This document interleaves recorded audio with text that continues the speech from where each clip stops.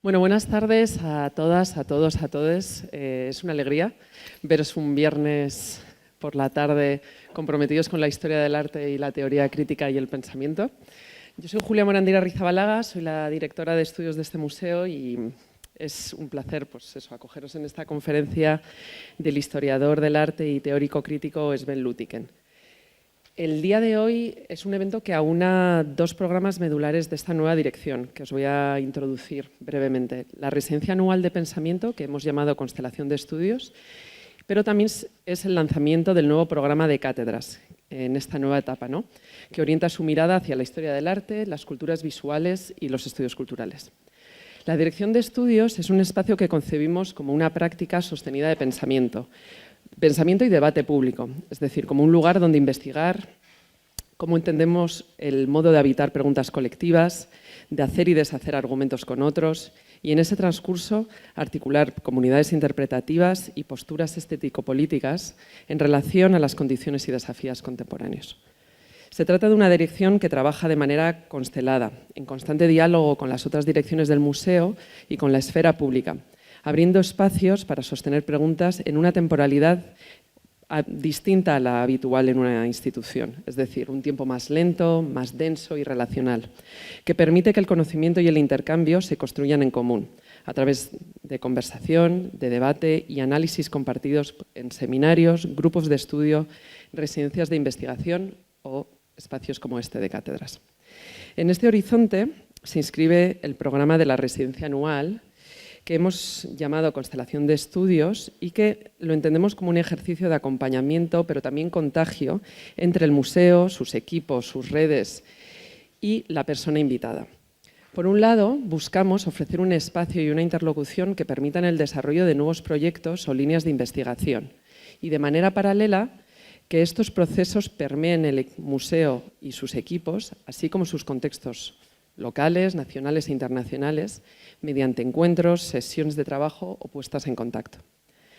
La constelación de estudios apuesta por la duración y la proximidad, por un tiempo que posibilite abrir la investigación como experiencia pública, como una forma de vida intelectual compartida.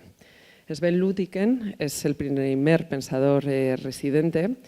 Es profesor en las universidades de Leiden, pero también en la Freie Universität, la Universidad Libre de Ámsterdam, y su trabajo constituye una referencia ineludible para pensar las intersecciones entre arte, historia y crítica institucional. De manera más concreta y reciente, su trabajo ha ahondado sobre los debates sobre cómo opera la autonomía o el debate en torno a la autonomía y la cuestión de la abstracción real en relación al campo del arte. En el marco de esta residencia que acaba de iniciar y que va a tener también diferentes visitas y momentos a lo largo del año, sobre todo de manera más intensa en enero y en mayo, ha propuesto una investigación que aborda las tensiones entre arte y abstracción legal, interrogando las formas en que los regímenes jurídicos modelan la visibilidad, la responsabilidad y la agencia en las prácticas artísticas contemporáneas y viceversa.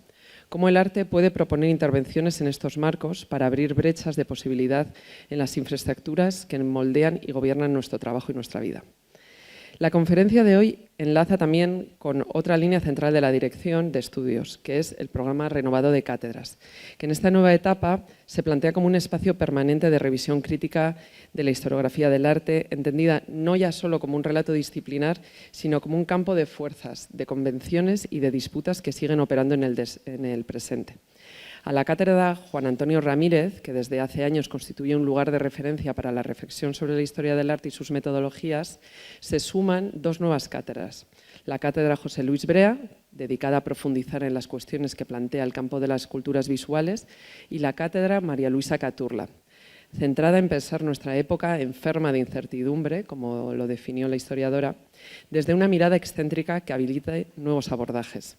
Así, este nuevo programa de cátedras propone repensar la praxis de la historia del arte, con sus guiones y sus silencios, sus temporalidades y excesos, sus permisos y concesiones, sus infiltraciones y desvíos.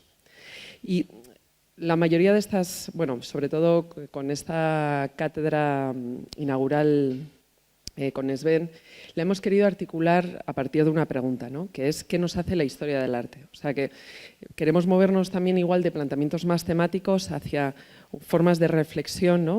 O metarreflexión sobre la propia práctica que nos permiten el pensar y no solamente qué hacemos con estas metodologías o marcos disciplinarios, pero también qué podemos seguir haciendo con ellos. Así, Sven ha titulado su conferencia Hacer cosas con la historia del arte, incluso cuando ella te hace cosas a ti, y nos invita a revisar e impugnar la historia del arte desde distintos momentos y posiciones que han marcado su propia trayectoria, como una práctica material y política, una forma de mediación activa entre las obras, los discursos y las condiciones sociales que las producen y las sostienen. Es un verdadero placer y honor tenerte aquí, Sven. Por último, quería agradecer a todos los equipos, en especial el equipo del Centro de Estudios, pero también de toda la Dirección de Estudios, las traductoras y todas las personas que hacen posible el evento de hoy. Y nada más, Sven, bienvenido y gracias por acompañarnos en este inicio.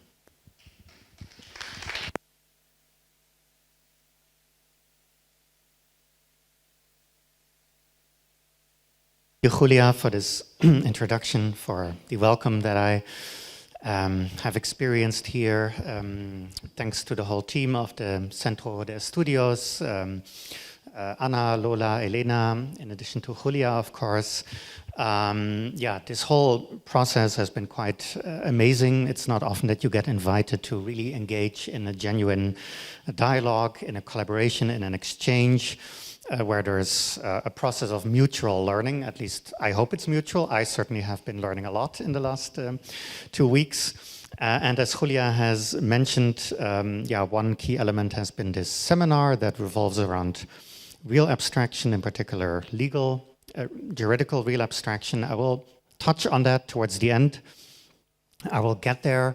But indeed, as Julia has mentioned, this question was put to me: what has art history done to us?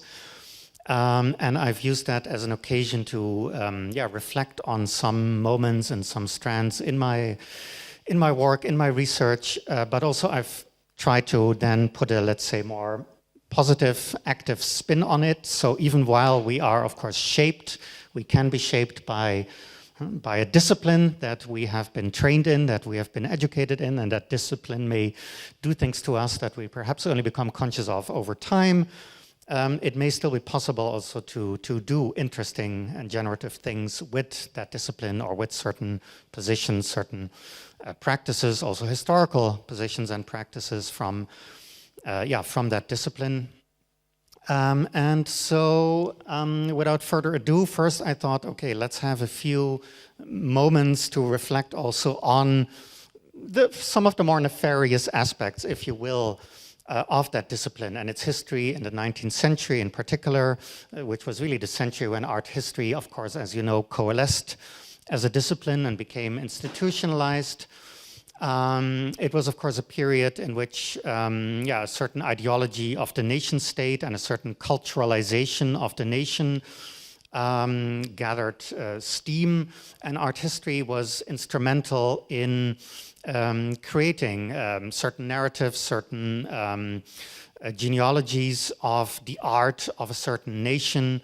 Art history was instrumental in creating an imaginary of what, for instance, German art means, what the history of German art means and what it has to say, how it speaks to the present, how it can be instrumental in actually forging a homogeneous people and Volk, as you say in German.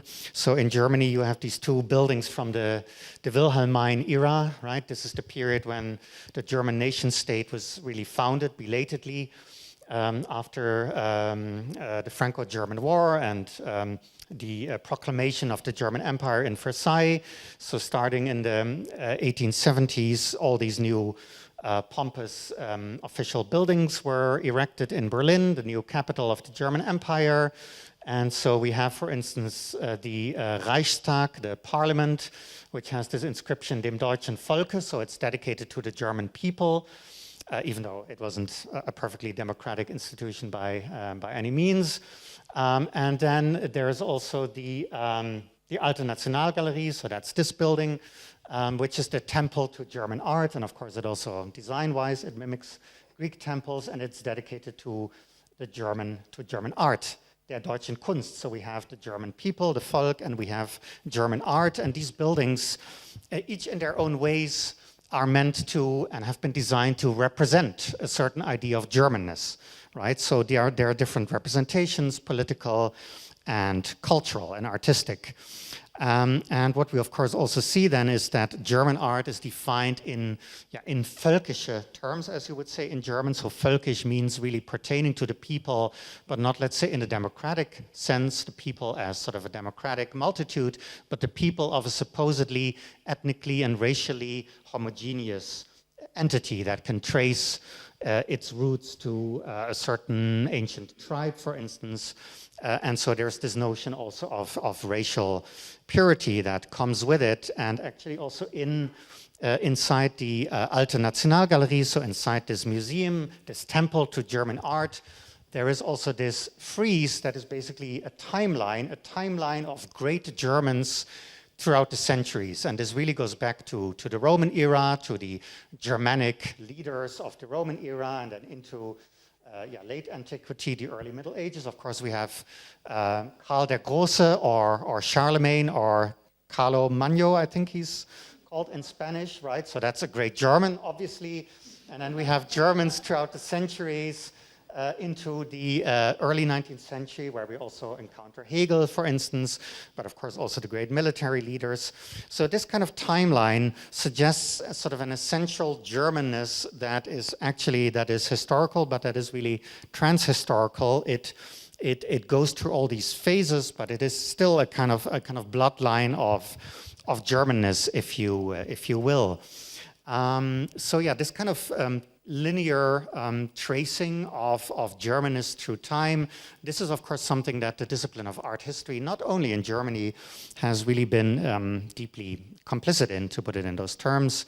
You can also see this in other countries. There's an important book also by Éric Michaud, which focuses on France as well as Germany and Austria.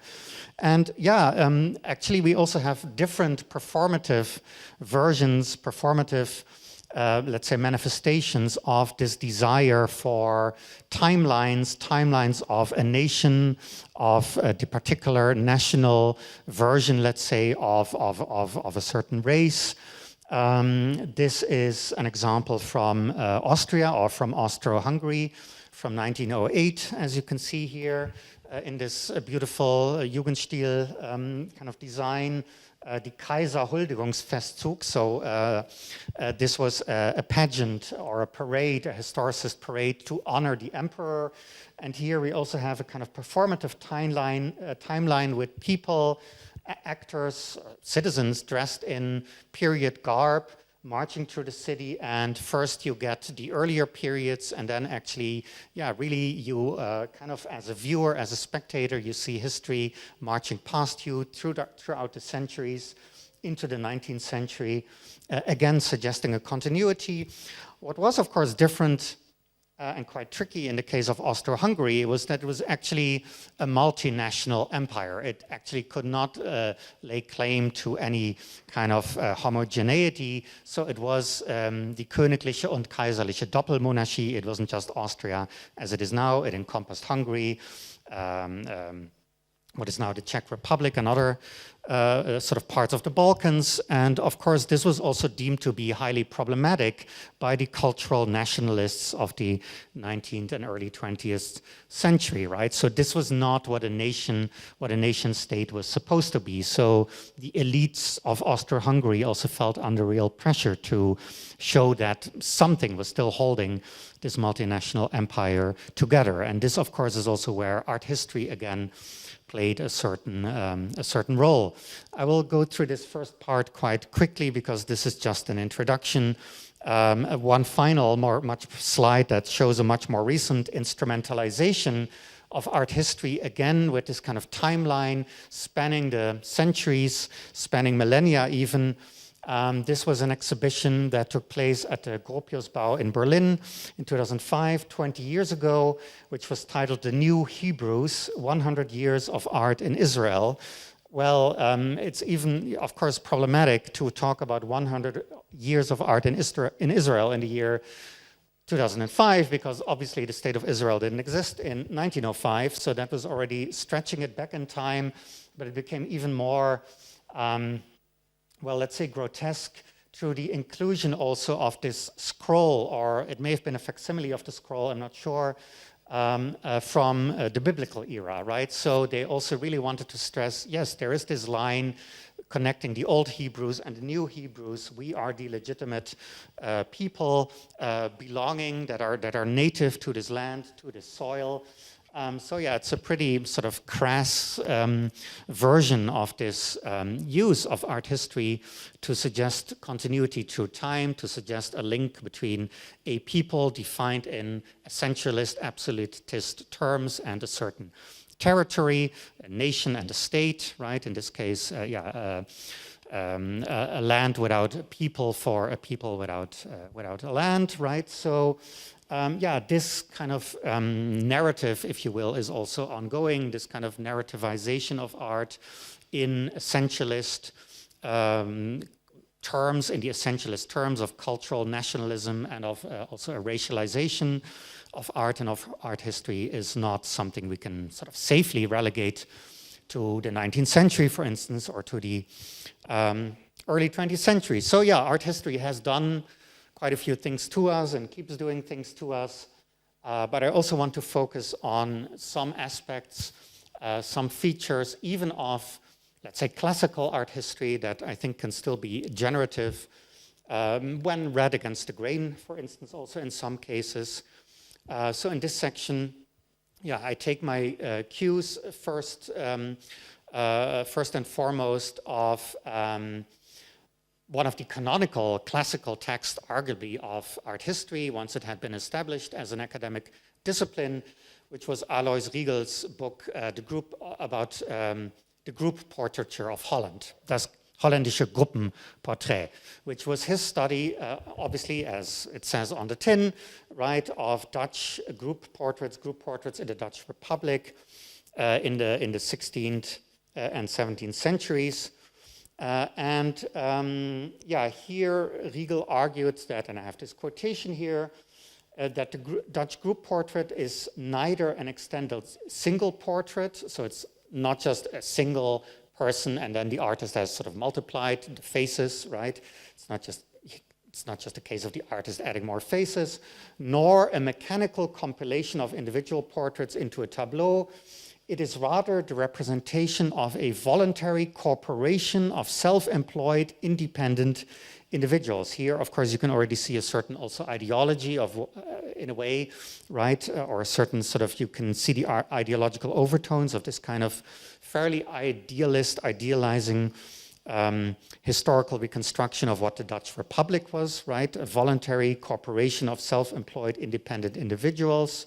So free, liberal individuals forming these corporations, various guilds, for instance, or these self-defense organizations that we see in Rembrandt's Night Watch, for instance. It could also be described as a corporate portrait. So this portrait can be seen as a corporate portrait, not in the sense of modern corporations, right, companies, but in the sense of these corporations of these modern citizens, these bourgeois individuals, these burghers coming together, forming these associations to run hospitals, for instance, to provide care for the elderly, or to basically form these militia, these defense units. So corporations and group portrait painting are therefore closely intertwined in a democratic Holland, and their fates are inextricably linked. So democratic Holland, right? The group portrait is, in a sense, a manifestation of democratic Holland, but as today, when it comes to talk about democracy, of course, in Riegel's historical tableau, if you will, of the Dutch Republic, there are also many blind spots, many elisions. There are many aspects of this democracy, supposed democracy, that he does not discuss. It is indeed a fairly sort of idealist take on this democracy, composed of these individuals who happen to be mostly male and all white, individuals, fairly wealthy, self-reliant, ideal liberal subjects coming together in these associations, in these corporations. But Riegel also has a very actually illuminating, I would say, analysis of what actually, of the tensions and the contradictions within this genre of the group portraits. So on the one hand, in some of the earlier attempts, indeed, there are just these rows of heads, right, which suggests that these people the members of this guild, for instance, or fraternity at least, are somewhat equal, but it does not result in a composition that gives you any sort of meaningful sense of exchange, of collaborations, of working towards something together. And then later on, of course, artists such as Rembrandt develop much more sort of lively and interesting compositions. And Riegel discusses this also in terms of what he calls internal versus external unity. So with internal unity, you can have a fairly rigid composition. You have all these heads, all these faces, and you can say, okay, it's sort of unified, but it's not an interesting composition per se. And later with Rembrandt, among others, you get compositions that have much more interesting internal relations that actually also do then reintroduce hierarchy in a sense, because here, of course, the surgeon, Dr. Tulp, is the central figure, and all the others who are not dead, watch in amazement. So there is also a kind of reintroduction of hierarchy, but there is also an opening up of the painting in terms of what Riegel calls external unity. So the viewer actually also becomes part of the artwork in a sense that wasn't the case before. The viewer, in a sense, has to complete the painting, the composition, which then, of course, also raises the question, okay, what kind of viewer is posited by the painter, right? And there Riegel also seems to be not that willing to reflect on sort of the type of viewer that is perhaps posited, and perhaps other kinds of viewers who would have different kinds of approaches to the painting. But here there's another quotation about these surgeons who subordinate themselves to the speaking professor in attentiveness, he discusses internal and external unity. So subordination becomes actually a key term, which is interesting in his, when it comes to his sort of idealizing depiction or evocation of Dutch democracy, subordination. So there are forms of subordination in this democracy and in the images produced by this democracy, but he, of course, does not discuss some forms of subordination that we might be very interested in today. So I have actually also in the past reread Riegel in the context of Dutch debates on the people, let's say, and on how the people are defined and the roles that art can play in fostering a sense of national unity. As you may also know, Holland underwent a sharp turn to the right politically around 2002, 2003, with the rise of Pim Fortuyn. So there was a renewed emphasis also in the cultural world on the nation and who truly belongs to the nation, who can truly be said to be part of the Dutch people, right? Who are the true Nederlanders, and who perhaps are physically living in Holland, perhaps legally residing in Holland, but who are not really part of the Dutch people, who do not really embody Dutchness, let's say. And art also came to be instrumentalized once again in trying to foster a fairly also exclusionary sense of Dutchness. But also artists like Wendelin van Oldenborg, for instance, here, started reflecting critically in a decolonial manner, if you will, on Dutch institutions, on the forms of accumulation that had occurred, on the sources of the wealth that made possible, for instance, a building such as the Mauritshuis in The Hague, which is actually the building that houses, it's a museum now, and it houses Rembrandt's portrait or painting of the anatomical lesson of Dr. Tulp, which we saw just now, which Riegel discussed. So Wendelin van Oldenborg, who is an artist who works with film, but her films are always usually based in collaborations with various people, various groups of people. The film shoots involve discussions, conversations about certain topics. The site is often also important, the location. So this is her film installation Maurits script, which originally took the form of a film shoot in the Mauritshuis, of a discussion, of a kind of reading and discussion session in the Mauritshuis, which is a building that is linked directly to Johann Maurits von Nassau's tenure as a colonial ruler in part of Brazil, what is now Brazil. And the wood from the beautiful wood in that building also comes from Brazil. Some of the paintings in the museum also reflect that Dutch colonial history in Brazil. So Wendelin van Oldenborg brought together a group of people, not all with a background in art, but usually with some kind of cultural connection, let's say, or practice, to discuss this nexus of art and colonialism in the Dutch context. And then in the installation, of course, there is a kind of group portrait in my reading, an alternative Dutch group portrait in which also certain subalterns start speaking, right? Of course, there is no direct speech in the old Dutch group portraits. And then there's again another frame that is added quite literally here in this installation. And as a viewer, you again are invited to relate to this tableau, which is not frozen in time, which contains many presences, many voices. And so there's, I would say here, against this closure that occurred once more in Holland, but of course also elsewhere, this closing of the imaginary of who are the people, who belongs to the people. There is a questioning here, a critical query, and an opening up that takes place. And by now, this is from almost 20 years ago, this work by Wendelin van Oldenborg. By now, of course, in Holland, now everybody, all institutions want to decolonize.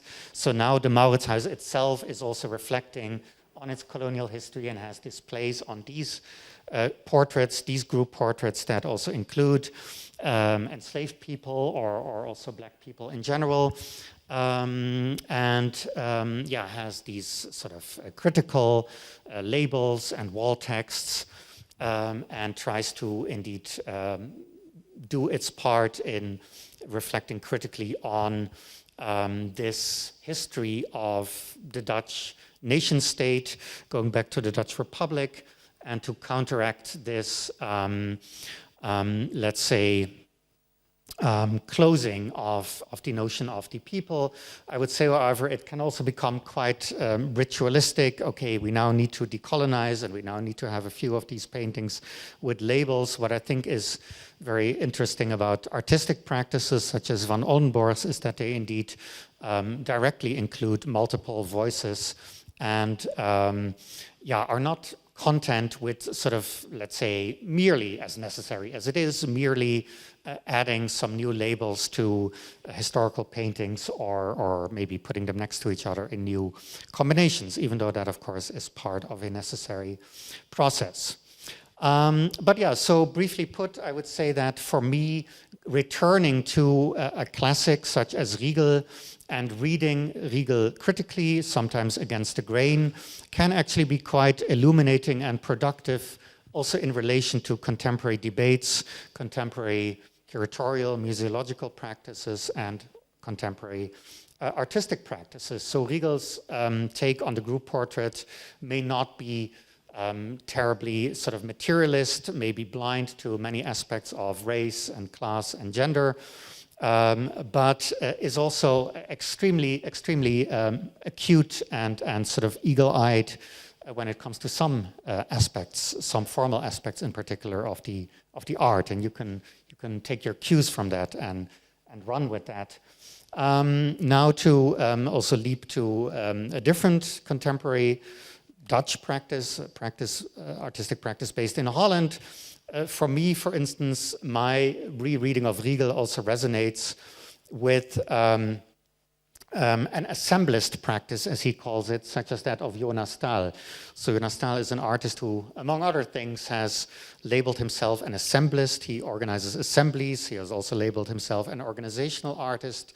So here again, we see an artist really working perhaps even more centrally with bringing together groups of people and organizing gatherings where the traditional division between the people who are represented as part of a painting and viewers, audience members, where that division is also questioned, even though, of course, there may still be people, such as here, people who are speaking on stage and people who are seated in the audience, right? So in a way, that division is also replicated, but there is nonetheless a transformation that takes place as people from the audience can also speak up and ask questions and so on and so forth. So for me, actually, it is not something that would be sort of an obvious reference in contemporary art criticism necessarily, but for me, thinking through such contemporary practices in relation to this legacy of art history and this take on the group portrait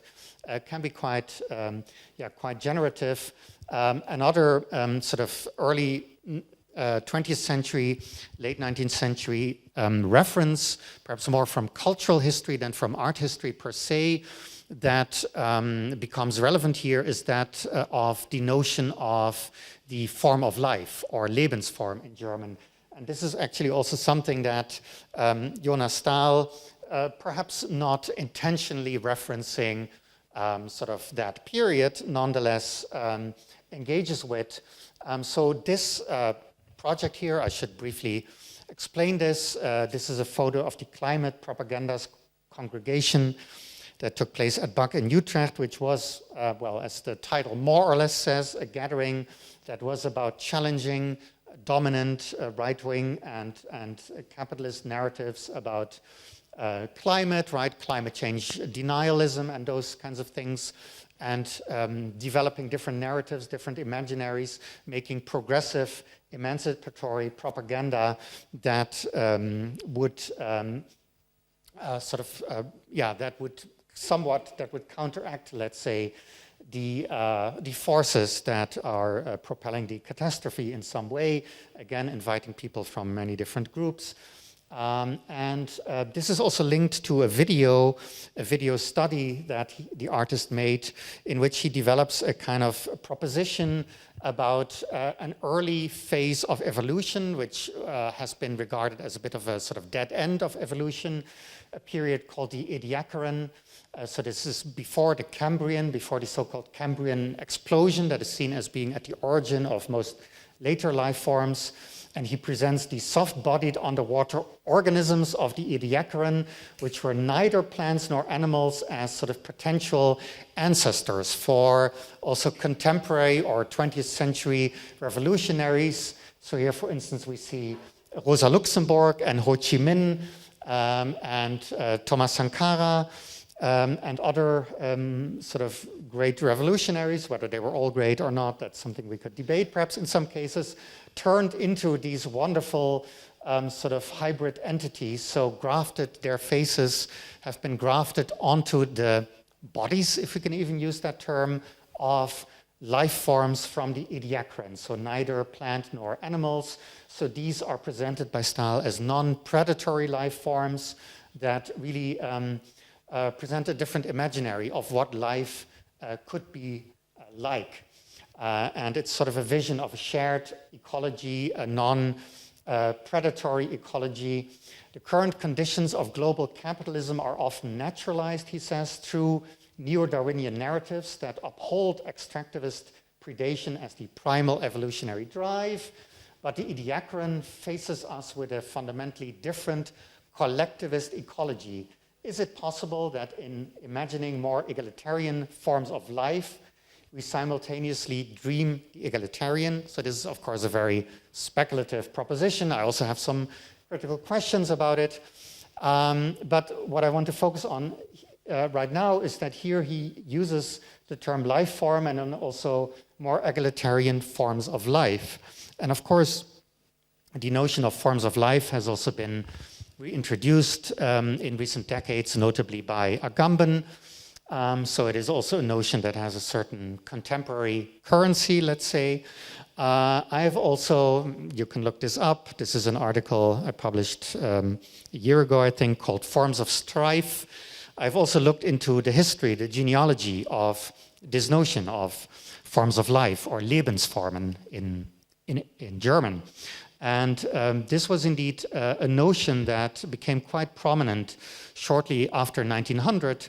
In the German-speaking world, the term Lebensformen was really common currency. It was used by various authors in a way as part of an attempt, I would say, to theorize life as something that, as Agamben would say, that needs a form, right? That cannot be separated from form. So think also of the period around 1900 with Jugendstil, with Art Nouveau, with Lebensreform. So there was, of course, a deep concern also about capitalist alienation, about the effects of industrialization. So what actually is a form of life that is worth living, certainly for humans? But of course, the term ultimately also does come out of biological discourse.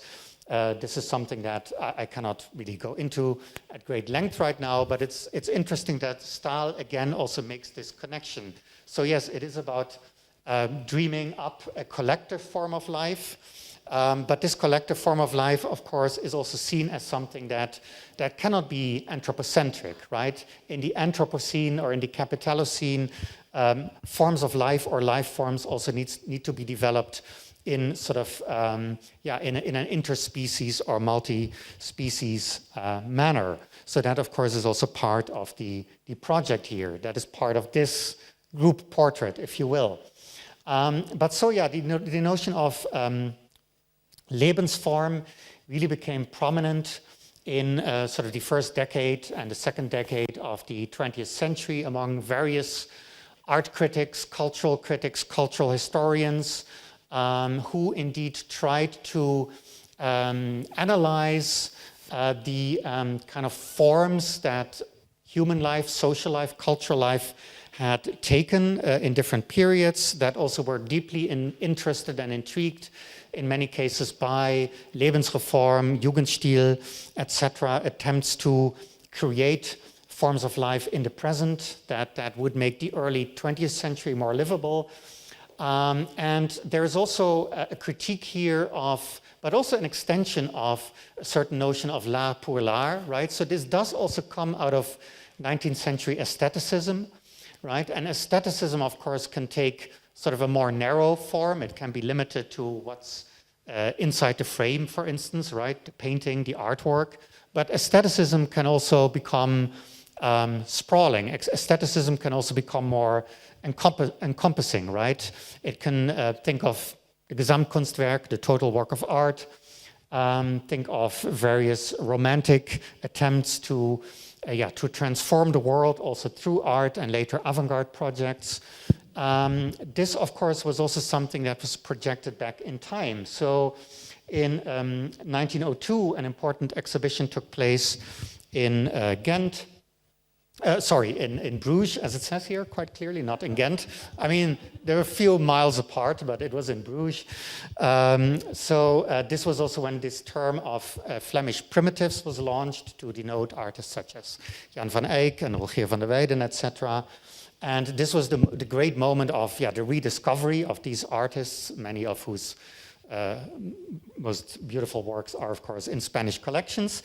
What really also struck the young historian Johan Huizinga, the Dutch historian Johan Huizinga, when he visited this exhibition, was that, of course, it was about the paintings, but the paintings were often, of course, altarpieces that had been part of church interiors. And in the exhibition, there was also an attempt to restore some of the visual and material culture, if you will, of that period, right? There was an attempt to indeed give a sense of a more general aesthetic of that period, also with carpets, with fabrics, various precious objects, metalwork, etc.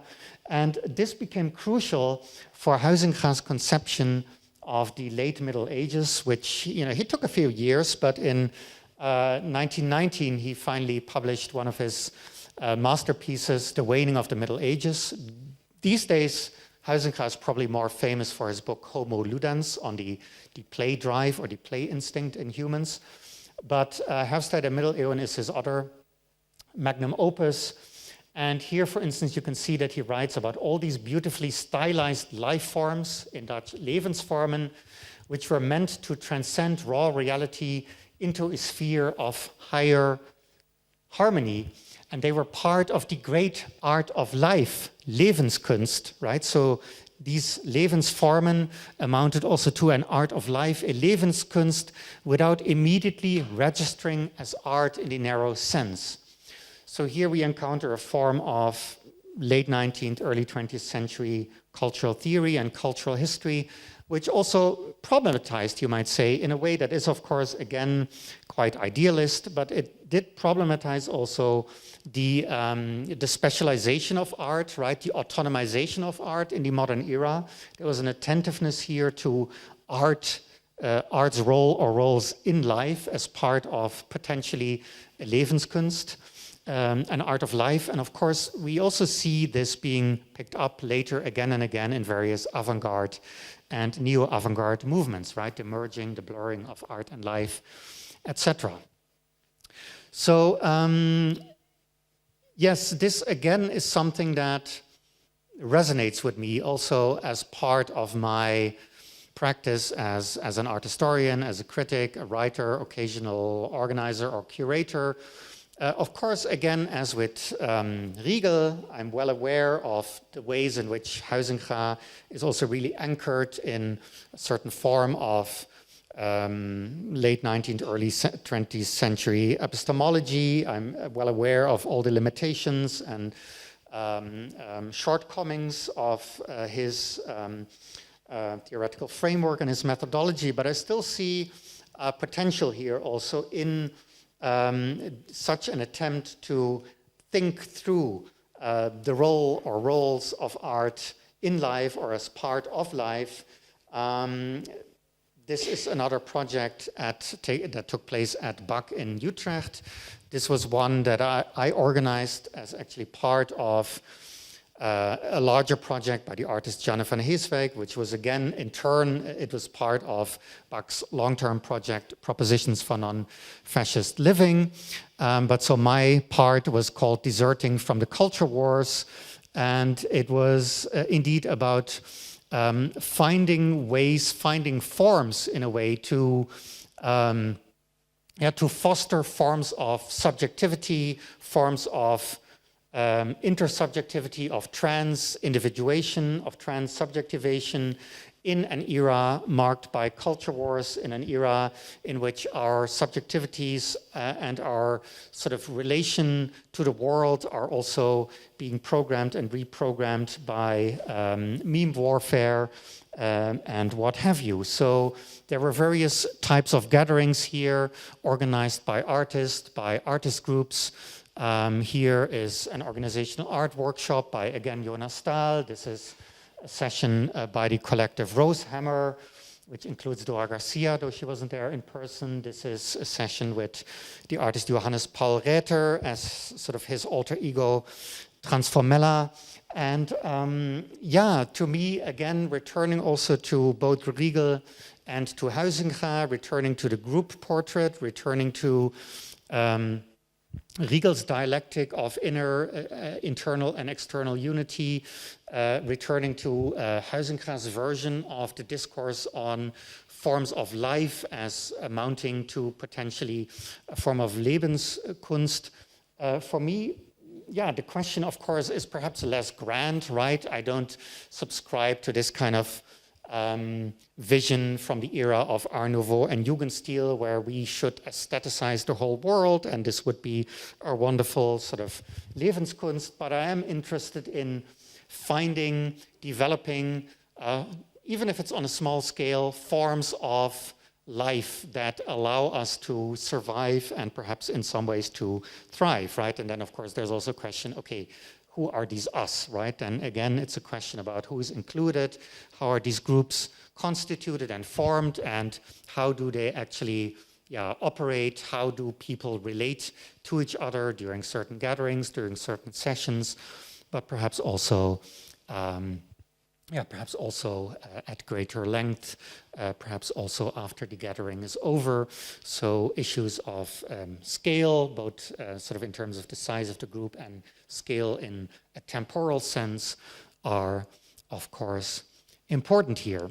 So I'm just giving you a glimpse or a few glimpses of how perhaps this is also in part my professional deformation as an art historian, right? But how for me as an art historian who does focus largely on contemporary practice, who also sees himself as part of a set of contemporary artistic, critical, institutional practices, how some of these historical positions, how some of these historical concepts and lines of inquiry sort of echo in the back of my mind and sometimes also in the front of my mind as I write, as I develop projects. So for me, there are indeed ways in which historical questions, historical problems return in a new guise, right? This also brings me to finally to what I'm focusing on here in this, in the context of this fellowship, which Julia has introduced at the Centro de Estudios, where my focus is indeed on what has been called real abstraction. My focus is on the legal form or the juridical form. This is something that comes more out of a 20th century, 1920s, 30s, 1920s and 30s, and then also again 60s and 70s Marxist theoretical framework. But if you sort of look closely enough, you can actually also trace at least some of this line of inquiry back again to the very early years also of the 20th century, when Aby Warburg developed his account, his methodology of the study of the Nachleben, or the afterlife of pagan antiquity.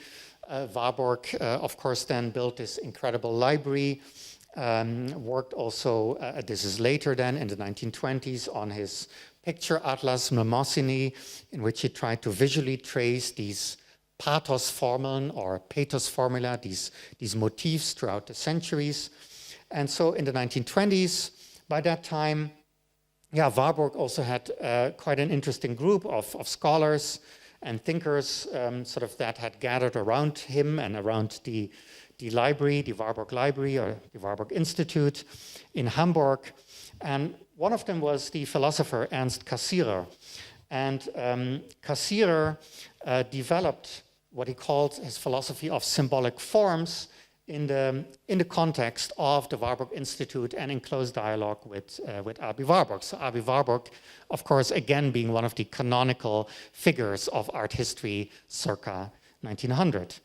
Cassirer was a philosopher. He was trained by the he was trained in the post-Kantian school of philosophy that was dominant in German academia at the time.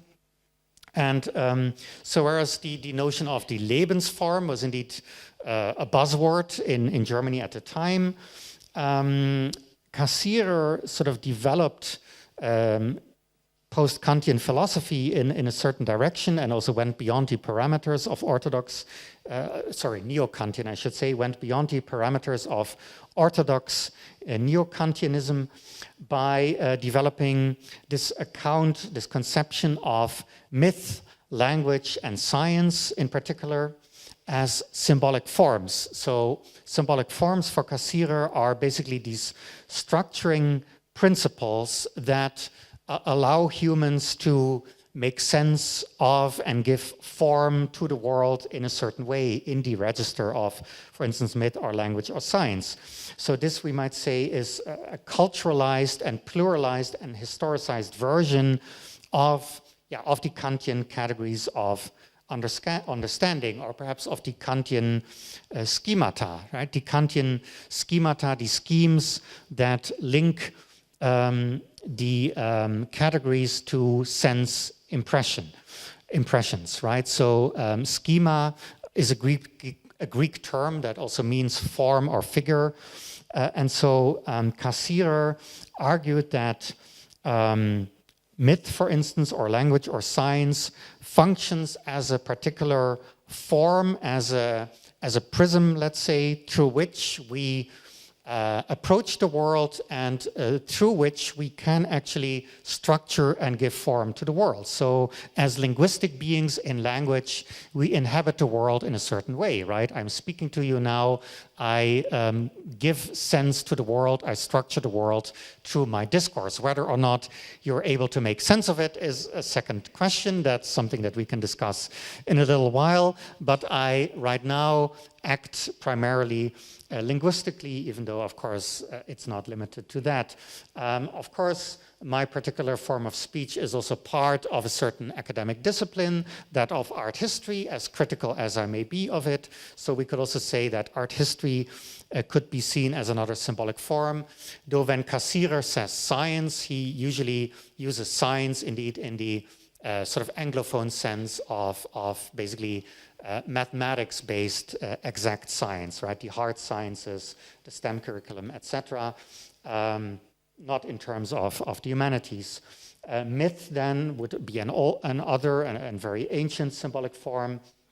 But of course, this in itself, we might already say, is quite a diverse sort of set of entities. So to what extent can we sort of compare myth, which also often operates through language, with language itself as a symbolic form?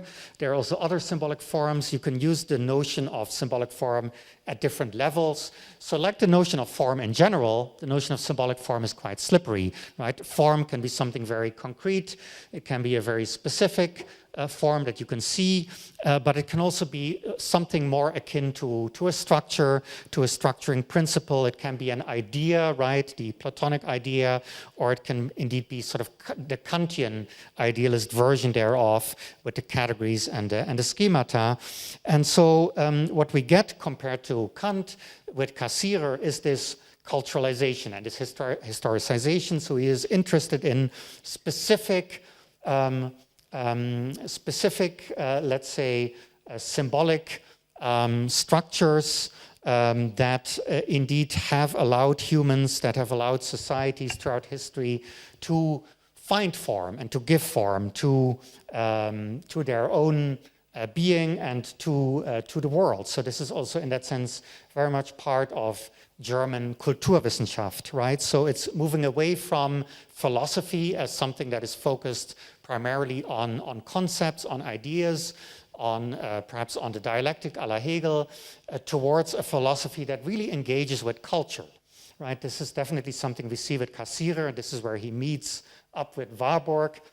And Warburg then also uses the notion of the symbol actually in a really intriguing way, but in a way that also doesn't necessarily always match Cassirer's. So for instance, in his lecture on the serpent ritual, he identifies the symbol with a kind of phase between magic and logic, right? Here he uses those terms the other way around, but for Warburg, and again, he's really very much thinking in the context of a very dated, problematic, late 19th century evolutionary framework, right, which moves from primitive culture to modern Western culture. But for Warburg, then the symbol is kind of midway, and it is also associated with art.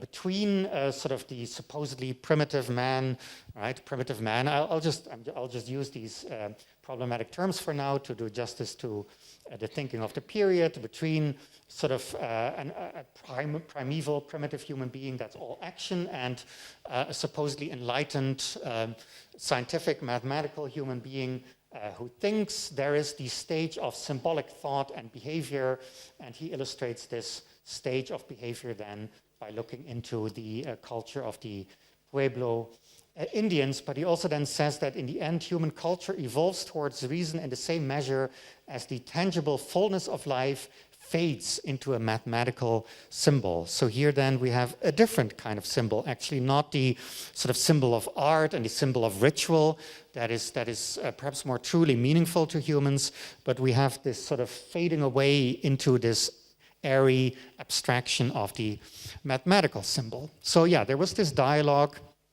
this exchange between Cassirer and Warburg, which I thought I'd bring up to really also anchor this notion of symbolic form in art history. Another key player from the Warburg Institute and from this circle around that time, Erwin Panofsky, also then started using this notion of symbolic form, specifically in relation to perspective, to Renaissance perspective. So this, of course, here is sort of an imperfect form of perspective, right? In a Jan van Eyck painting, it's not the perfect, homogeneous, single point of view Renaissance perspective yet. But so Panofsky published a book in the 1920s about perspective as symbolic form, die Perspektive as symbolische Form. So here, sort of within what one might also characterize as a symbolic form as such, more broadly speaking, but Cassirer, that of art. Panofsky, in a way closer to Warburg, focuses on a specific type of structure, right? A specific type of visual structure, a way of looking at the world, of mapping the world that emerged in the Renaissance. He analyzes the origin of that and the development of it. And that to him was one way of using Cassirer's notion, in a way of concretizing Cassirer's notion in an art historical framework. We could again also discuss many aspects and many also problems of Panofsky's account of perspective as a symbolic form. What I would like to also briefly mention right now was that there was then later, when Panofsky was in the United States, this total mismatch or this disconnect between Panofsky and modern art, in particular abstract art. When he encountered the reproduction of a painting by Barnett Newman in the magazine Art News, he could not read this as a symbolic form. He could not read this as a meaningful composition, as a meaningful artwork in any way. By then, Panofsky had also developed his framework of iconology, right, with these various steps of iconological interpretation, which then culminates at the last, sort of in the last stage. This culminates in an analysis by the humanistic art historian of the intrinsic meaning or content of the artwork constituting the world of symbolic values. But what is needed at first for Panofsky is still recognizable subject matter. You need to be able to see, to recognize something. You need figures, and then you need also the conventional subject matters. You need conventional stories and allegories and what have you, and then you can ultimately perhaps get to this symbolical level. But Newman did not offer him, Newman did not reach out to him. He did not throw him any bone, let's say. This was unreadable for Panofsky, so Panofsky then, it's sort of one of my favorite moments in a way of this disconnect between art history as a discipline that was ultimately for the longest time focused on the Renaissance and the 17th century, right? Art history turned its back on the art of its own time in so many cases. And so, this is one of my favorite illustrations of that. So he criticized Newman in a letter to Art News because... apologies. Sorry. He criticized Newman in a letter to Art News because the title Vir Heroicus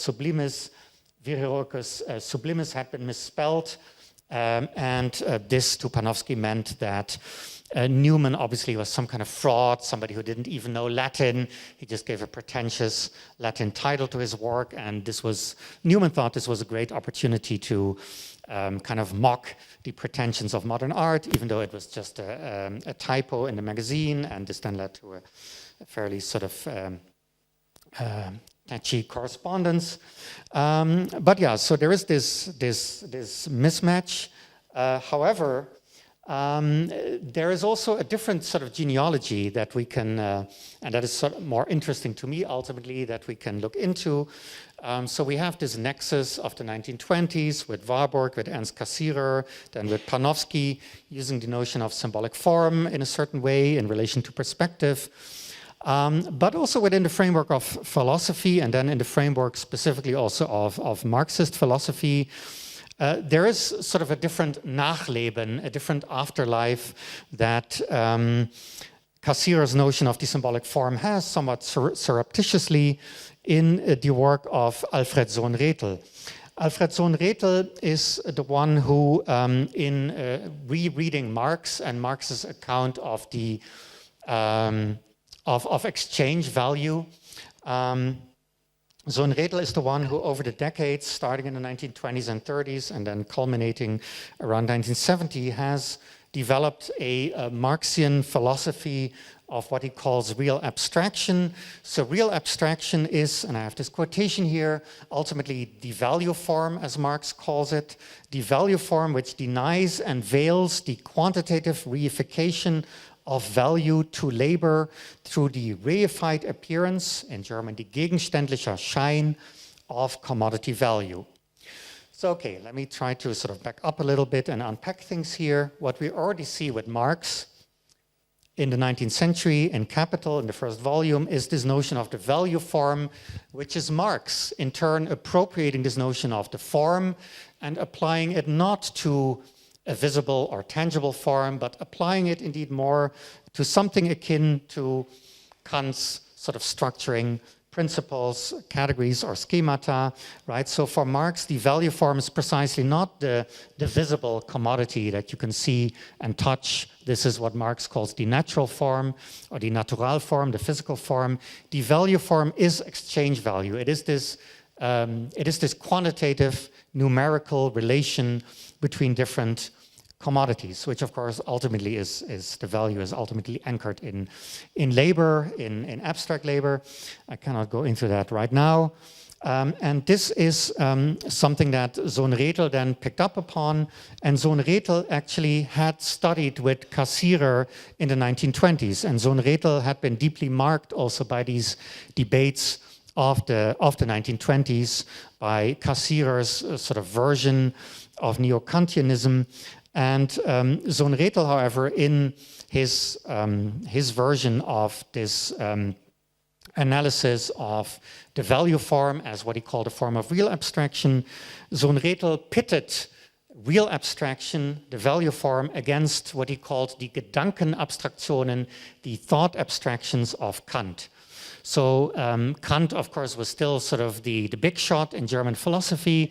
Kant was the OG. So Sohn-Rethel basically felt the need to argue that when he analyzes real abstraction, right, that this is something fundamentally different from conceptual abstractions, from philosophical abstractions, from Gedankenabstraktionen such as Kant's categories and schemata. The real abstraction of exchange value is something that actually is operative, is operational in the exchange process. So in the exchange process, we see that in the exchange process, doing and thinking diverge on the part of the participants. So the people who are, all of us basically, who live in this capitalist society, when we engage in some form of exchange on the market, we don't necessarily think about that real abstraction, or we don't think it.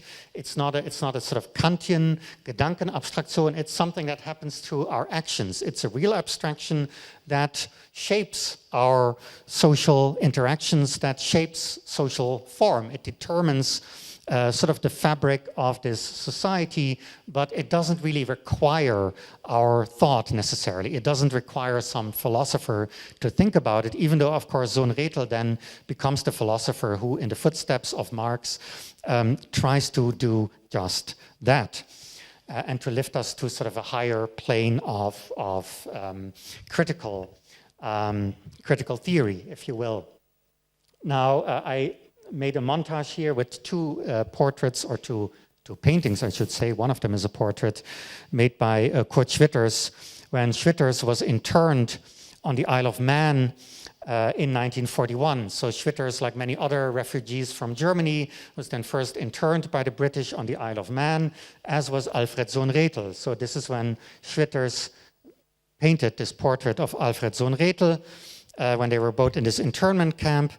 But of course, what you see here, this more typical Merz, abstract Merz composition by Schwitters that is actually titled Isle of Man, is the kind of work that, of course, has met with a more enthusiastic reception from institutions, from art historians. So for the longest time, and I would say still also, the Isle of Man painting is also more valuable, has a different status as an artistic commodity compared to this portrait of Alfred Sohn Rethel, which is interesting for historical reasons. And there have been attempts to also revalorize Schwitters's portrait paintings from his late years. But I would say that still, even to this day, you could also use this combination of these two Schwitters paintings made on the Isle of Man to discuss real abstraction also in relation to formal abstraction in art, right? So we're not talking about Gedankenabstraktionen, thought abstractions. We're also not talking primarily about artistic abstractions, but of course the abstractions of modern art have become incorporated into a certain market, a market for artistic commodities, financialized artistic products, in which formal abstraction also comes to, in a way, double or comes to instantiate, comes to concretize a real abstraction in various ways. So yeah, this perhaps is, and I'm slowly now sort of entering the final stretch, the final section of my talk. This is perhaps then also the moment to return also to what Julia briefly mentioned, I believe, my involvement with forms of institutional critique, right? Institutional critique, of course, is a much more recent branch, not even primarily of art criticism, but of artistic practice and theory, emerging more or less in the wake of 1968 and throughout the 1970s and 80s.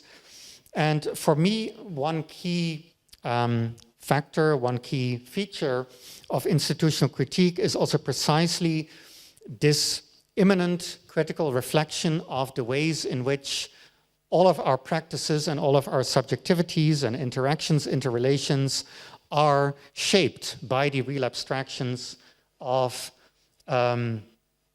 exchange value and also of exchange value, so of the commodity form, the value form, but also of the legal form. I will just briefly also show this slide here before moving on to institutional critique. So this is directly linked to the seminar that we're doing, which focuses more on the legal juridical equivalent of the value form, so on the juridical equivalent and counterpart of the value form, which would be the legal form or the rights form. So all of us are rights-bearing persons. We all have the right to own our own labor, to sell our labor. We have the right to own ourselves primarily and our own labor, and then to own property. But of course, not everybody actually has equal access to those rights, and not everybody has counted as a full person historically, and still not everybody has the full rights of personhood. So this is something that we're looking into in the context of the seminar, also in relation to, or in the context of art. So ownership, authorship, personhood, authorship, and ownership in art. This is just one image that again also relates to my situation, my local context in Holland, where I'm based. This is a certificate that the Black Archives in Amsterdam exhibited in the Sonsbeek exhibition some years ago. This is kind of a certificate with which the Dutch state paid off the Dutch slave owners when slavery was abolished. So they got basically, their damage was being recompensated, was being paid for by the Dutch state because they lost their property, their slaves. And so, Sohn Rethel's quotation about not an atom of matter or Naturstoff entering into the composition of value It can also be applied to the legal person, which in theory is abstracted from all particulars, but in practice, of course, that is a different story. And we're also looking into sort of the long history of that in the seminar in relation to contemporary artwork, contemporary practices. And that indeed also gets us to this point of institutional critique. Right, so to a greater or lesser extent, I suppose many of us are part of this field, right, as Pierre Bourdieu and Andrea Fraser would say, this field of contemporary art or the sphere. Perhaps we are more active in the academic discipline of art history, perhaps more in contemporary art and its institutions, perhaps a little bit of both, as is also the case for me. And yeah, then for me, a key question has been for a long time, just how am I also being shaped by the value form, by the legal form, by my status as a particular type of person, right? A white Northern European male person acting in this field. How is my practice shaped by by real abstraction, by these not necessarily visible or tangible forms, and what sort of ways can I and other people perhaps develop to organize, to congregate, to assemble, that may also allow us to be critical of these structuring principles, these structuring parameters, be critical of, but perhaps also intervene in them, try to reshape, reform them somewhat. This is sort of a classic case, not of traditional art history, but of institutional critique, I would say. This is the article, a fragment of the article on practice by the artist Mel Ramsden, which he published in the Art and Language journal, The Fox, in 1971. And here he talks about market standing. And he says, just how far has market standing been internalized? So he's writing primarily about the New York art world of that period, where everybody is eyeing each other and everybody wants to be successful. And so, this market is not internal. We have internalized it. And you can't pretend that the market doesn't exist if it hasn't been internalized. So here there is this focus on the art market, on still at that time, I would say a fairly actually limited art market compared to these days. But to me, this question about the internalization is also a wider question, a bigger question.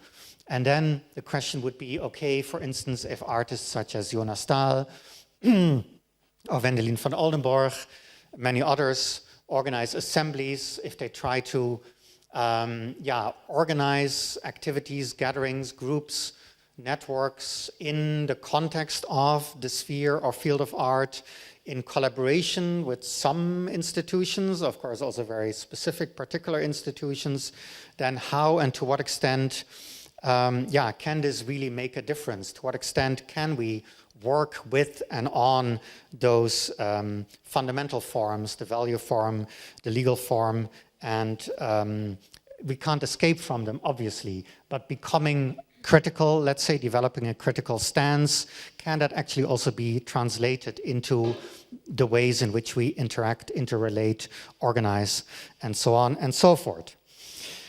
Okay, now finally, you'll be relieved to hear a few remarks on another reference that, again, sort of takes us back to the 1920s and 1930s in a different way, not via an art historian, not via a philosopher or theorist or art critic, but via a writer, a literary writer, namely Peter Weiss. It's not even quite clear what one should term him in terms of nationality, right? Because, of course, he has this very complex history as a German Jew who then had to flee and emigrated to Swedish. So usually he's called a Swedish-German or German-Swedish writer.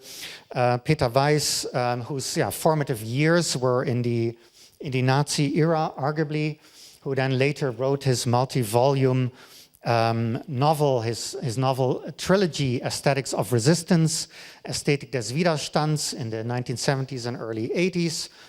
Peter Weiss, in that novel, basically creates a vast narrative, even though it doesn't really read like a traditional narrative, that also incorporates the Spanish Civil War. It follows, if you can put it in those reductive terms, a number of proletarians, communists, who do get sort of wrapped up in the revolutionary movements, but particularly also the fascist counter-revolutions of the 1930s.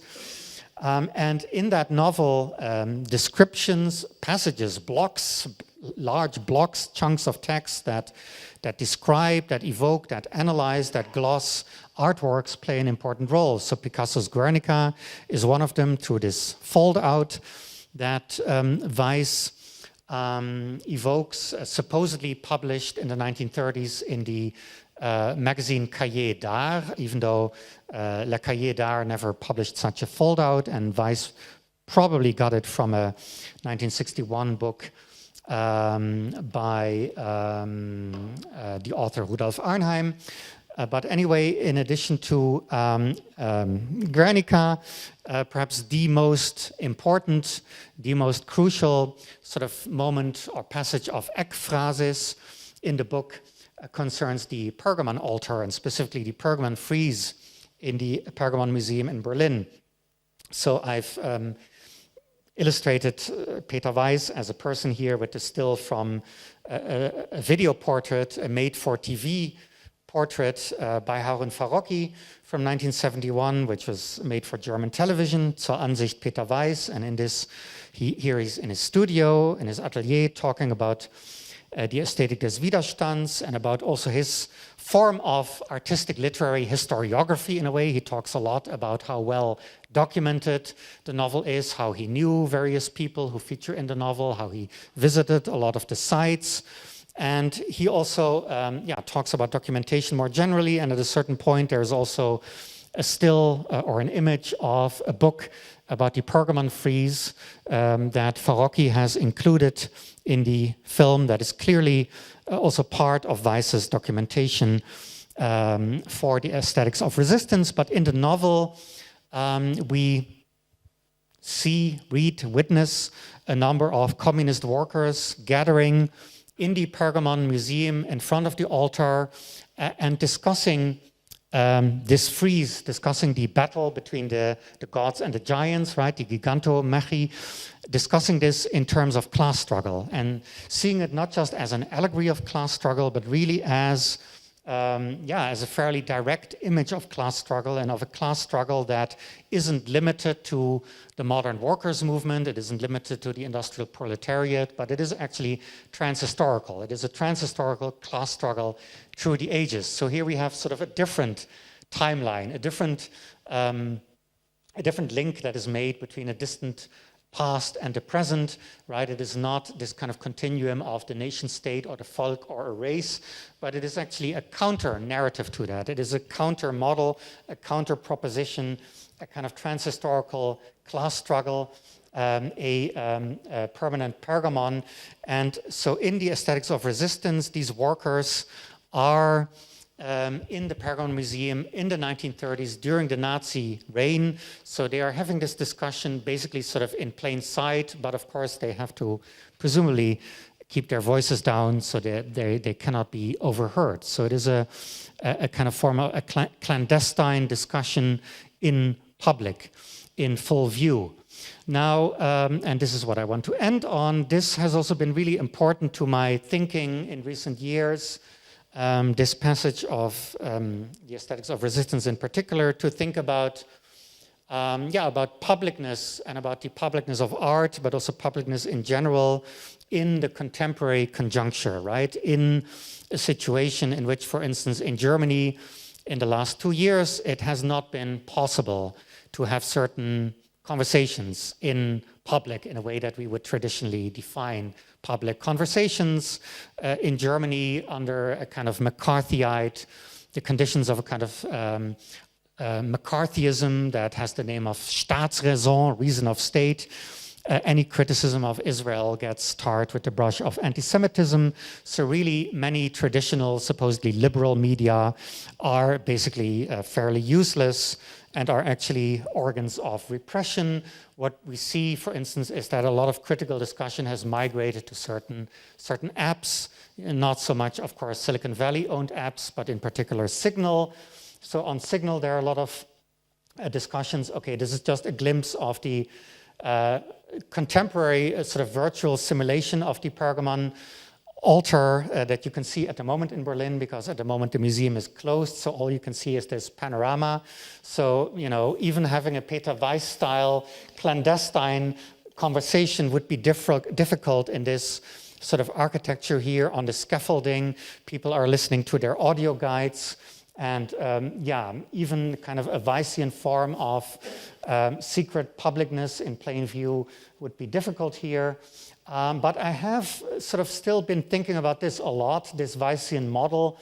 And I've actually developed a really interesting collaboration earlier this year with the artist Leon Filter, who has what he calls the listening group. So the listening group is a conversational practice in which people record some reading, they read a text, they record it. This is something that a group of people then listens to, perhaps by walking somewhere collectively, and then they discuss what they've listened to. This is actually, yeah, quite interesting, I would say, in relation to sort of the Weissian model of having kind of a conversation that you cannot really have in public, but still having it in a sort of strange form of clandestine publicness. And this is something that Leon Filter and I then actually really applied to a specific situation in Germany, namely the Museum Ludwig in Cologne. So the Museum Ludwig in Cologne had this collection display, still has it, I think, in which they had these didactic text panel in which they highlighted certain key motifs, certain key tropes in modern art, including that of abstraction.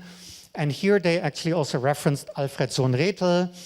Gesellschaft ist von Abstraktionsprozessen durchzogen. Society is sort of traversed by processes of abstraction, permeated by abstraction.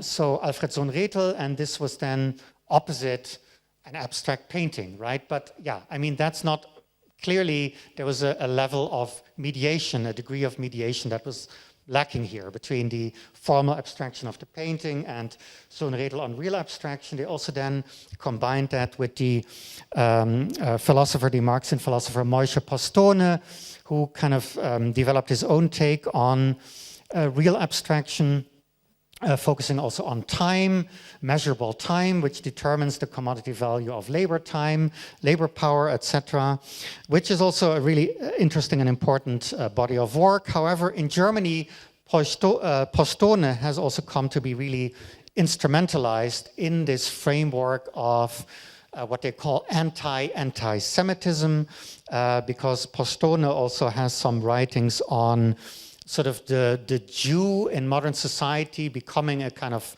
false concretion of the abstractions of finance capital.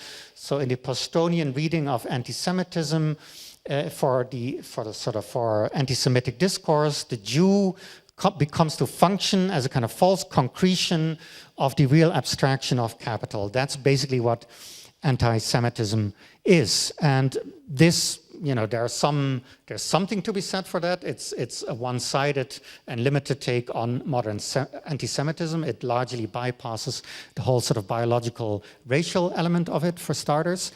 But in Germany, this has come to be instrumentalized to basically say, okay, any criticism of finance capital, any protest against banks or the World Bank or what have you is anti-Semitic, right? I mean, it really becomes that stupid, ultimately, unfortunately, I have to say. And so, yeah, I also engaged critically with this display at the Museum Ludwig in an article I published in the journal October.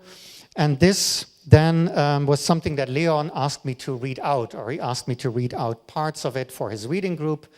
I said, well, the article is too long anyway, and I don't know really which section to read out. Also, you know, a text, basically, they can just read it. And what if I just rather talk them through some of the points of the essay. Why don't you indicate some passages that you find interesting or that you want to hear more about, and then I'll take pointers, take cues from you, and I'll talk about that. So I recorded something, and then, and this is my final slide, then Leon, who's teaching at the University of Cologne, actually organized this listening group with his students, with a group of his students, and they walked through the Museum Ludwig, not the Pergamon Museum, but through the Museum Ludwig, listening to this alternative audio guide, basically, with me talking about my text.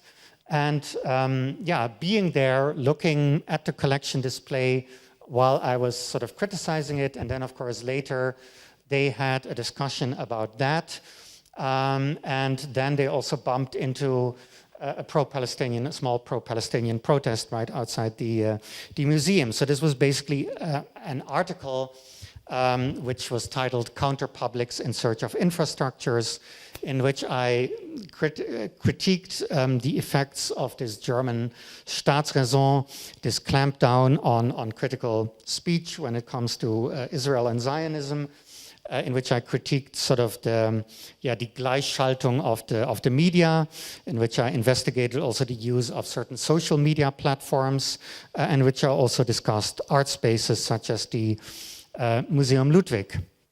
So to wrap up, here I would say, what I really love about this, and I love this particularly also because it's not really me doing it, it's kind of Leon putting together some elements and running with it. So I would say this is the best thing I've never done. This is still characteristic also for what I'm interested in doing, because it does take cues from historical moments, historical practices that I think are worthy of reactivation in some way, right? So of course we can critique the ideological blind spots, the limitations, the datedness, the obsolescence. We can critique all the ways in which kind of 19th century or 20th century racist and imperialist ideology has filtered into the writings of various people, patriarchal ideology, and we should do that, absolutely. But I'm also interested, in addition to that, in trying to see what can be reactivated, what can be reenacted, if you will. And of course, any reenactment will always be a repetition with a difference. And I'm interested in generating those differences, I suppose, and then thinking about them and then seeing what the next step, what the next repetition after that might be. And I will shut up now. Thank you.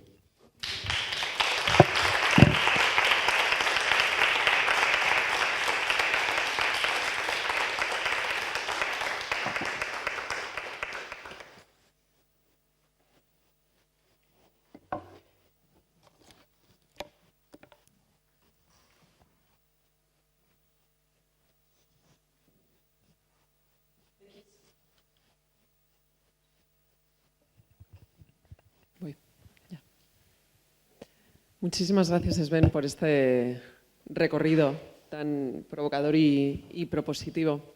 No sé si hay ya alguna pregunta que podamos recoger o plantear, pregunta, comentario. Estela, espera.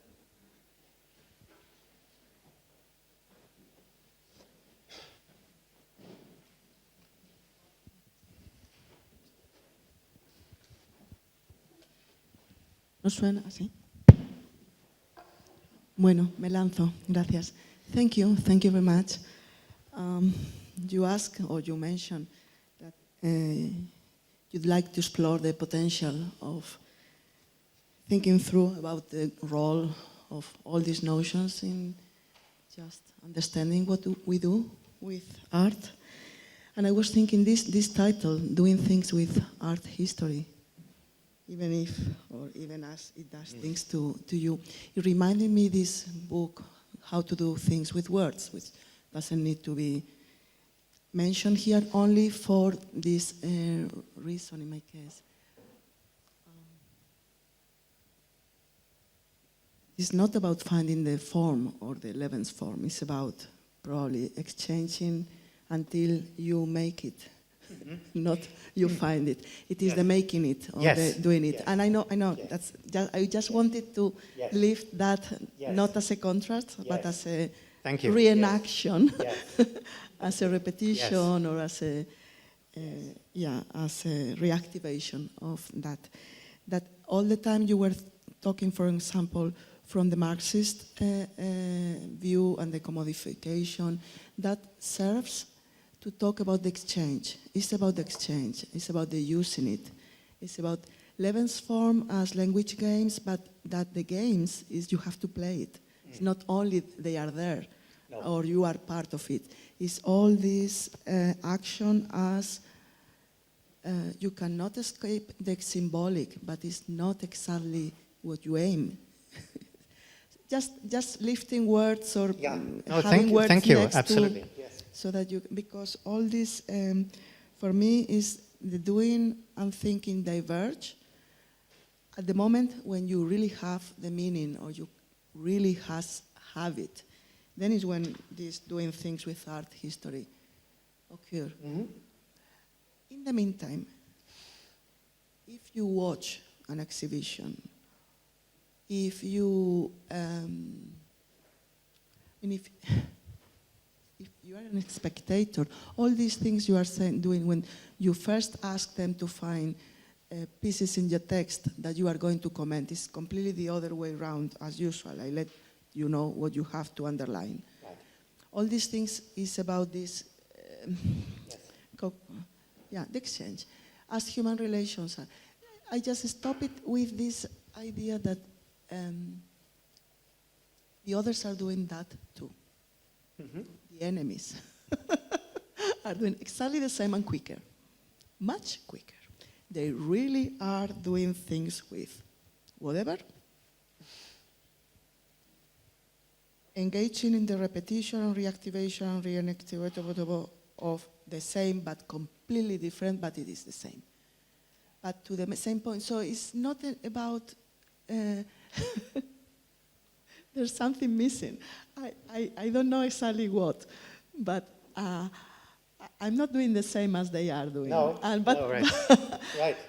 Yeah. But the process is the same. The process is exactly the same. Again, something else of value is there that might differentiate us. Because the process of the how-to, exactly like they are doing it. Yeah, I mean, that's sort of an echo here. That's something we could discuss at length, I think.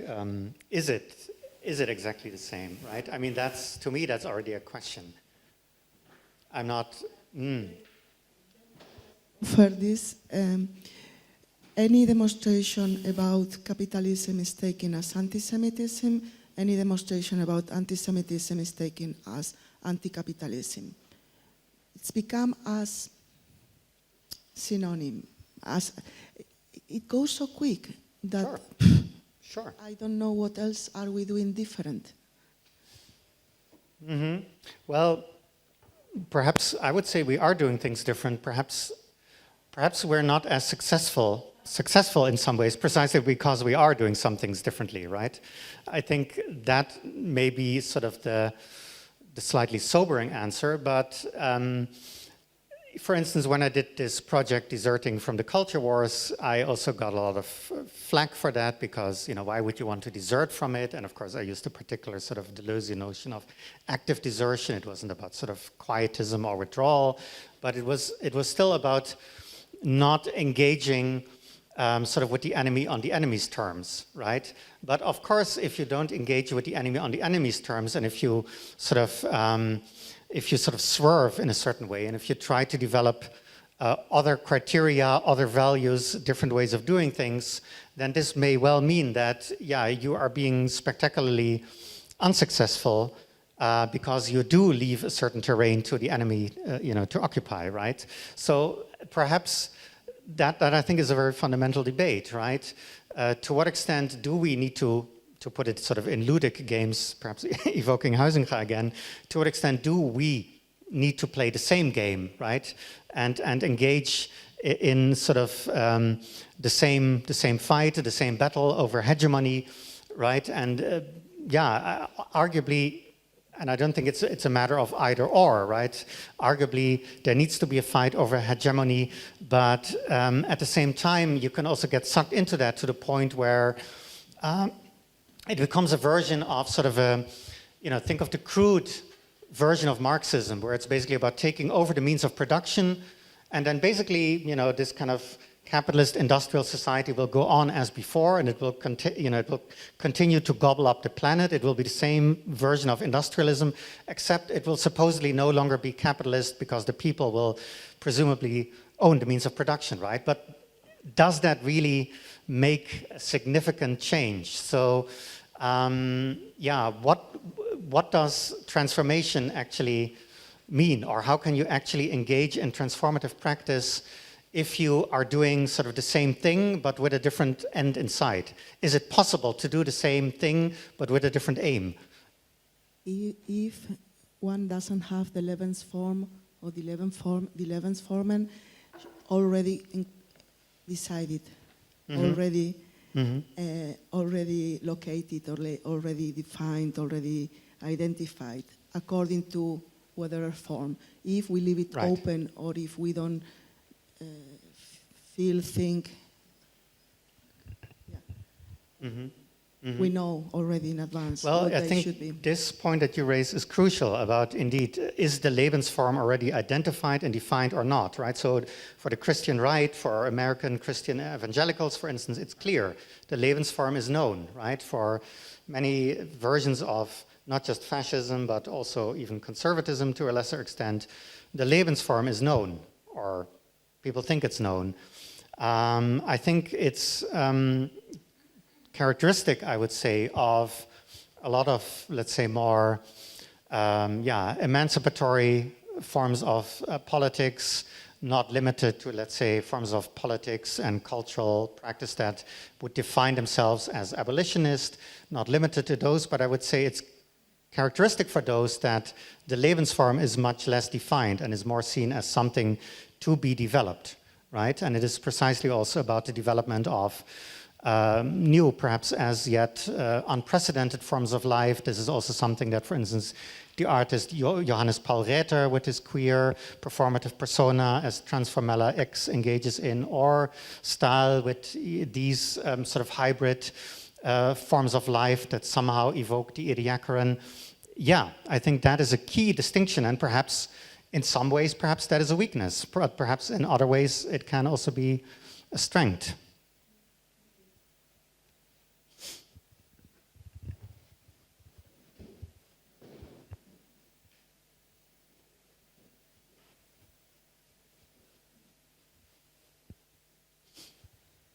But yeah, thank you for that question. I find it really generative also to emphasize that point about Lebensform as something that is identified a priori, and a lot of the time in the more conservative sort of milieus, also in the early 20th century, it was definitely that, versus a more, let's say, experimental and open-ended approach, which of course we also see with people like Virno, for instance. Yeah. I have a question, but I'm going to make it in Spanish. Okay, yes, I'm ready, almost. I hope the translator is ready. My apologies to the long-suffering translators.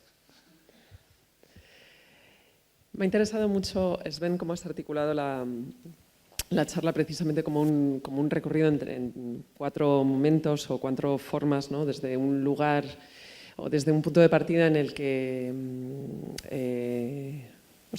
asientas, ¿no? Ciertas bases de la disciplina de la historia del arte contra la que has intentado como resistir o incluso pensar otras formas de escritura, de posición, de posicionamiento que de alguna manera contradicen, ¿no? O permiten otras lecturas a contrapelo de esos orígenes o genealogías, ¿no? Como les has llamado. Creo que es interesante también ver cómo hay una idea de crítica y de criticalidad, mejor dicho, como que se desarrolla a partir de esos 4 episodios. Y me ha parecido interesante cómo la idea de lo público, ¿no?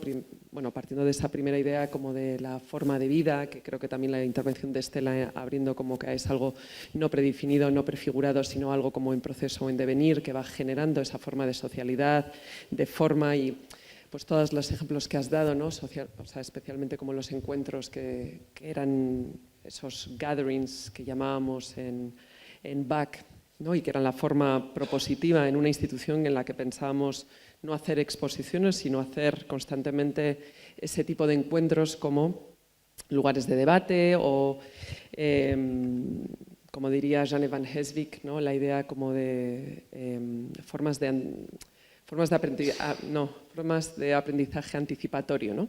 De otras formas sociales o estéticas por venir o que son deseadas. Y siempre, o sea, había algo que estaba rondando en torno a la idea de lo público, de cómo abrir formas públicas o cómo rescatar lo público, ¿no? Como ese ejercicio de crítica en el que, pues, como historiador del arte, como trabajadores culturales, como instituciones, tenemos que estar siempre como insistiendo. Pero me ha interesado que la última diapositiva sea literalmente la calle, ¿no? Y cómo un texto de una revista especializada como es October vaya circulando, o sea, acabe circulando ahí, en lo que es pues, la vida pública de unos estudiantes confrontados también como con una manifestación pro-Palestina en medio del estado bueno, de silenciamiento que es ahora Alemania. Entonces, bueno, un poco te quería preguntar a ver si puedes desarrollar más o pensar más esa idea de lo público, que la has mencionado en ciertos momentos, pero de alguna manera, como de manera más concisa, si te puedes explayar un poco más sobre ello. Yeah, thank you, Julia. Yeah, this is something that I have worked on much more over the years, and something, again, that I also return to time and again, I guess, or at certain intervals. So I guess my practice is also somewhat iterative in that there are these problems, these issues that are sometimes dormant for a while, but then I return to them. And so the notion of the public and publicness is something that I really felt the need to return to now recently because of the situation in Germany in particular. But yeah, also here, I think in my talk, it has this sort of development of also problematization of the public, of publicness has also been a strand here, I suppose. When Riegel talks about the viewer of the artworks, of course, he also talks about a certain type of public, but there is this naturalization. Certainly with Riegel, there's this naturalization of a certain type of viewer, right, both in the 17th century and then also in his own period. And the 17th century bourgeois Bildungsbürger can also mirror himself in the 17th century Dutch burger, right? And there's this supposed continuum. But when we talk about publicness, the notion, of course, has been theorized mostly or most strongly, not so much in the context of the public or publics of visual art, but more in the context of the public sphere a la Habermas, right? We have Habermas with the bourgeois public sphere, which can take sort of the form also of gatherings in physical spaces, in coffee houses, but also mostly then is a matter of print culture, right? Of journals, newspapers, magazines. And then later we get various critical accounts of counter-publicness, so against this bourgeois public sphere with all its blind spots and exclusions, we get the proletarian counter-public sphere with Negt and Kluge, we get Nancy Fraser and others writing about the feminist counter-public, and we had queer counter-publics as such. And these are then also in turn critiques of the sort of fairly orthodox Marxist version of the notion of the counter-public that Negt and Kluge proposed in the early 70s. So I am also interested in this genealogy and in this sort of critical, not just, critical development of what publicness can be and can mean and what can constitute publicness or sort of counter-publicness under certain circumstances. So the situation in particular in Germany today had me think again, what are we actually talking about and how is it actually composed? And then I do see really ultimately a kind of a constellation of different forms of infrastructure, which can be digital infrastructure or physical infrastructure that provide at least partial forms of or moments of publicness or counter-publicness, and people can try to sort of combine them in certain ways. So somebody can be active on a Signal app group, but can also organize events in their studio in Berlin, for instance, etc. So yeah, that was something that I was trying to develop in that October article. And then, yeah, it was just really beautiful to me that this article in this indeed very, sort of exclusive academic journal then also became part of this walk through the museum for, of course, again, a group of art students, which of course is, again, a fairly sort of specialized group, but not all the students or most of the students in that group would not have read the article, I'm sure. And this became also a different way of engaging with it in this situated way. I don't know if I really responded to your question, but no, but in some way I responded. Yeah. Pues si no hay ninguna pregunta o comentario más, lo podemos cerrar aquí. Otra vez, gracias a todas y a todos por haber venido hoy y gracias infinitas a ti. Did I bombard the audience too much with too many? No, I think they're still smiling. Yeah. It's fine. They're still breathing.